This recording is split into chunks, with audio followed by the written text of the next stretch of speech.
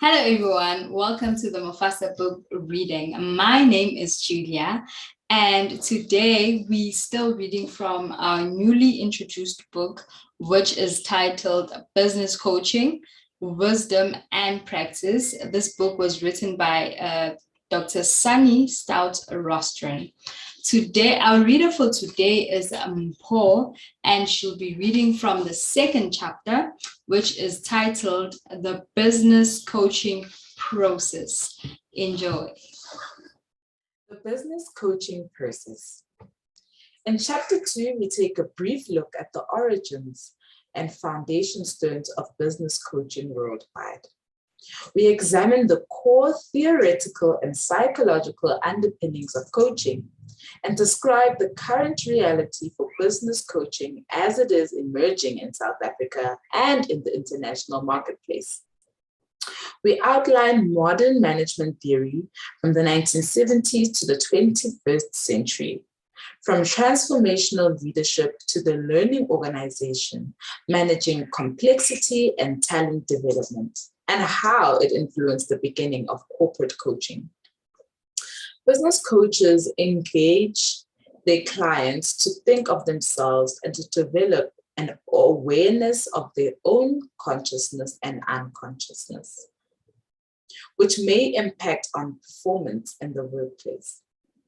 Business coaching is essentially about the results experienced through the dynamic relationships between coach and client, and the way such results impact on individual, team, and organizational performance.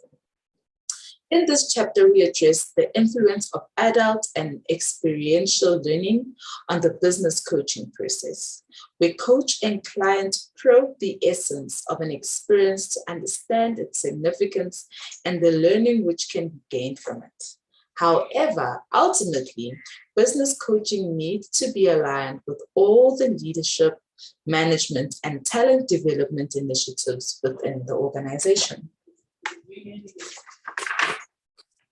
What is business coaching? Research shows that one of the fastest emerging disciplines in the field of coaching is business coaching. Business coaches work with managers, leaders, and senior executives to improve their performance. One aim is to achieve long-term results, to manage people, communication, conflict, projects, and systems more effectively. Business coaches also help their clients to manage the stresses which arise from balancing work and personal life in the midst of a highly competitive and challenging work environment. The Worldwide Association of Business Coaches defines business coaching as: business coaching is the process of engaging in regular, structured conversations with a client, an individual or team who's within a business, profit or non-profit organization or institution or government, and who is the recipient of business coaching. The goal is to enhance the client's awareness and behavior so as to achieve business objectives for both the client and the organization. Business coaching enables the clients to understand their role in achieving business success and to enhance that role in ways that are measurable and sustainable. The coaching process may take different forms, individual or team coaching, for example, and involve different goals. For example, problem solving, career and succession planning, leadership or executive development, creation of high-performing teams.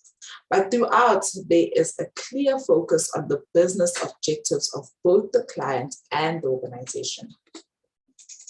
Business coaching, as comprehensively defined by the WABC, is essentially about the results experienced through the dynamic relationship between coach and client, and how such results impact on individual, team, and organizational performance.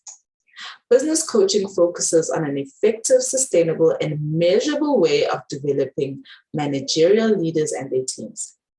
I view managerial leadership similarly to the way Jacques and Clemens describe it in their book, Effective Leadership. I see leadership as a process and an accountability function of management rather than as a role in itself. One of the reasons why business coaching has become increasingly popular is because organizations understand the importance of getting the best out of talented people. It is now widely accepted that the best way to do this is by investing in people's professional development and encouraging them to participate in decision-making processes. It follows, therefore, that a key component of business coaching is a focus on executive coaching, on the development of senior managers and executives to improve their individual performance and by doing so to optimize organizational results.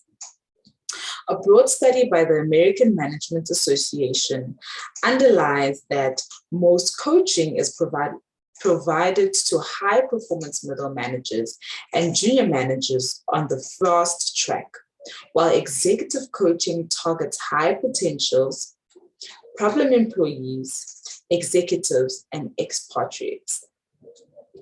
Although our modern day use of the term coaching originated from the world of professional sports, business coaching is a distinct, unique, emerging profession differentiated from teaching, training, counseling, or mentoring. Particularly in South Africa, where sports is such a passion, many executives perceive themselves to be more akin to high-performance athletes, developing competence and achieving results through professional coaching rather than dealing with personal problems, as in therapy or counseling. Coaching and mentoring. Coaching may share some ancient roots with the discipline of mentoring. The word mentor is often attributed to Homer's Odyssey, where mentor is referred to as an advisor to Odyssean's son, Telemachus. It has been argued that the French writer Félonon, in his 27th century Adventures of Telemachus, created the modern-day mentor who embodies the attributes of teacher, guide, and counselor, a definition that has entered contemporary organizational jargon. Whatever its origins, mentoring takes place in conversations with clients, as does coaching. But while the coach uses questions, frameworks, and coaching models to help the client work out solutions to specific issues, the mentor simply acts as an advisor, directly sharing their experience, expertise, advice, and wisdom with the mentee. Not surprisingly, there is currently a great debate amongst experienced business coaches as to whether being directive and giving advice is a mentoring rather than a coaching activity, possibly encouraging the client to be too reliant on the coach. Foundational stones of business coaching. The first great coach is often discovered to be Socrates, who massively influenced modern thought. This is the Socratic method. His greatest contribution to modern-day coaching is the Socratic method, characterized by persistent questioning and self-analysis.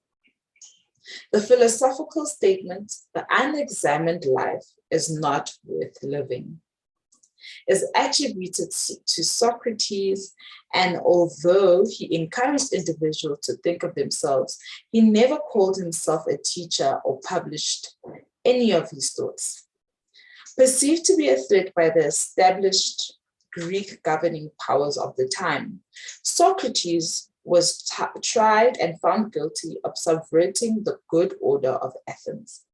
In other words, he encouraged his followers to think, ask questions, and to challenge the traditional common wisdom and assumptions of his epoch. Today, best practice business coaching using a structured yet flexible question framework to help clients think of themselves without interference. Business coaches encourage their clients to think for themselves and to develop an awareness of their own conscious and unconscious behaviors, which may impact on performance in the workplace. The coach thus acts more as a thinking partner than as a mentor, enabling the executive to operate at the top of their game and to maintain cutting edge of business innovation. A great thinker of our own day is Nancy Klein in her book, Time to Think. Says that one of the most valuable things we can offer each other is the framework in which to think for ourselves. And that as the thinker, knowing you will not be interrupted, frees you to truly think for yourself. That's a very nice quote. In chapter 4, we examine questions, frameworks used by business coaches today in order to tease out issues and concerns in which their clients are struggling to take decisions. That is where today's reading will end. I think what I really found interesting about today's reading is when the difference between a coach and a mentor was being clarified, because most of the time we confuse the two, where a coach is a person that would encourage their client to think for themselves, and a mentor is a person that serves as a guide, as a teacher. So that was really interesting for me, and just to know the difference. With that being said, I hope you enjoyed today's reading. This video is available on YouTube and Facebook. Thank you so much for tuning into our videos, and we hope to see you in our next one. Thank you for coming through. Bye.